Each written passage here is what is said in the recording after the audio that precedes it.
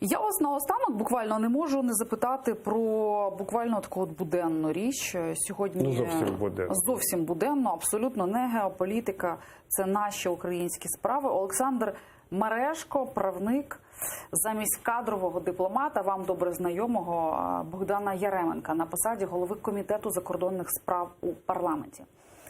Це що? Це посилення Комітету закордонних справ, послаблення, це свіжий погляд на дипломатію, його зараз демонструє, наприклад, в Офісі Президента, там, не кадровий дипломат Андрій Єрмак, так? Чи це там навпаки чергові, некомпетентні якісь люди прийдуть, будуть руйнувати все, що було збудовано до них? От як ви це можете оцінити?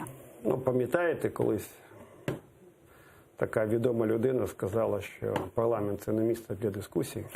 Це в іншій країні, в іншій. Ми не будемо це згадувати. Ну, я вважаю, що на сьогодні, на жаль, парламент – це не місце для зовнішньої політики. Вона робиться в команді президента Зеленського. Тому, насправді, хто буде формально очолювати комітет, це важливо, але точно не критично. Богдана я, звичайно, знаю. Я працював з ним в Великій Британії в один час. Але ми знаходимося, насправді, в непростій ситуації, тобто, голова комітету, від нього очікують, що він щось буде коментувати, щось говорити. І будуть дослуховуватись до кожного слова. Чи він готовий до того, і чи він впевнений в собі, я не знаю. Я пана Мережка не знаю. Тобто ви вважаєте, що він буде інструментом в руках Офісу Президента? Ні, факт. Я вважаю, що він може намагатися грати самостійну роль. Якщо так, то, звичайно, щиро бажаю йому в цьому успіху.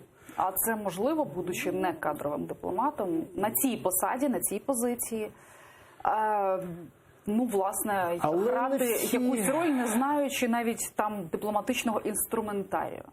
Складно, особливо в наших умовах, але я знаю парламентарів в багатьох європейських країнах, які ніколи не займалися міжнародними відносинами, а потім були достатньо успішними, які в це вклалися. Це хто? Це насправді можна, ну от, наприклад, глава Комітету у закордонних справах в Бундестазі Норберт Рьотген, який спочатку мало переймався міжнародними відносинами, а зараз вважається одним з найкращих. Ну окей, ну Таня, ну звичайно, ні на завтра, ні сьогодні на завтра. Ви ж прекрасно розумієте, так це не відбувається. В це потрібно вкластися.